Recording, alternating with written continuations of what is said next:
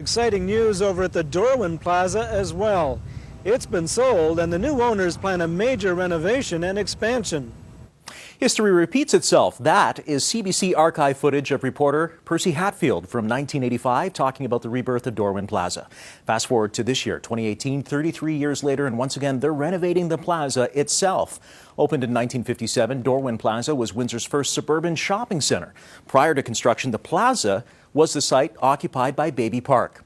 The shopping center has seen here, with footage from 1985 to now, well, it's seen better times. The plaza itself has fallen into urban sprawl with vacant storefronts and broken parking lots. One business that's been there since the 1980s has seen it all over the decades. When I got in here, it was booming pretty good. There was lots of activity, and we grew with it. But as time went on, as you can see where we are today, the plaza's gone down, down, down. You know, you're trying to run a business here, keep the employees, draw customers to this area. And across the street, as you can see, there's plenty of cars, but this place was going very quiet.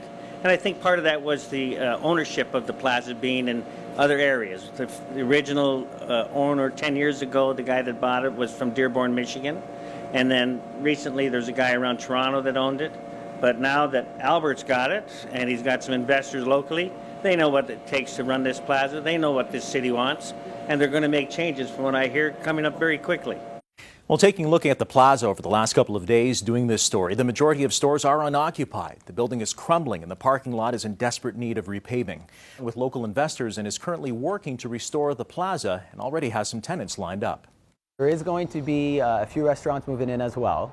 Service Ontario is happily staying. He will be relocating into a brand new unit, but he will be staying.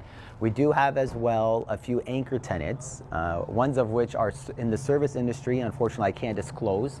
I can tell you we will have some medical in here. We'll have a walk-in clinic, we'll have a pharmacy, we're going to have some specialty doctors in here as well.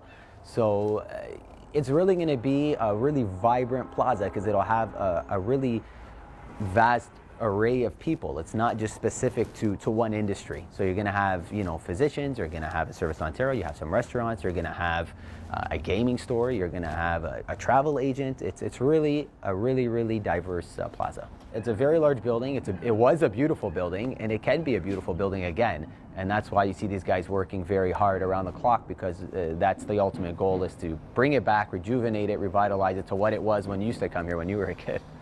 The long-term goal is set to have a soft launch of the plaza by this summer and more tenants moving in as the months continue. Developers are hoping to skew shoppers from South Windsor as well as drawing them back into the heart of the city. He also maintains that having local owners and investors will help the plaza thrive in the next couple of years. Looking ahead, there's news on possible development also on the property itself. Actually 14 acres here. A lot of people don't know that. So there is a lot of land here, and we're looking for some future development, whether it be some residential or multifamily use, condominium use. We're in talks with the city and we're trying to make something work. Behind this building where I'm standing here, there's actually another 7 acres behind me. So that's the bulk of the land, would be the 7 acres behind me. So we were actually hoping to do some sort of road that will take us to those 7 acres and get going on that use. But there's also a pad at the front of grass, a pad of grass at the front. We've already spoken to the city. They'd love to see some mixed residential use in there.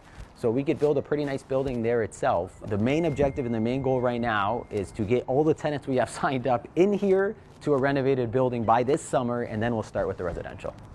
In addition to the residential structures that they're looking at for Dougal, the few remaining tenants will remain Service Ontario, Refresh Day Spa, and Honeybee Ham. Work this week is beginning already on the parking lot. And as many of you have chimed in on social media, you have fond memories of Dorwin Plaza over the years. Here are some of your comments from our social media pages. Yvonne says, I used to work at Brown's Silk Shop clothing store. I worked there during summer and Christmas while in high school. We were right next to the United Cigar Store and Reedman's. Linda says, that was a great plaza way back in the day. The department store Century gave out free garbage cans on opening day.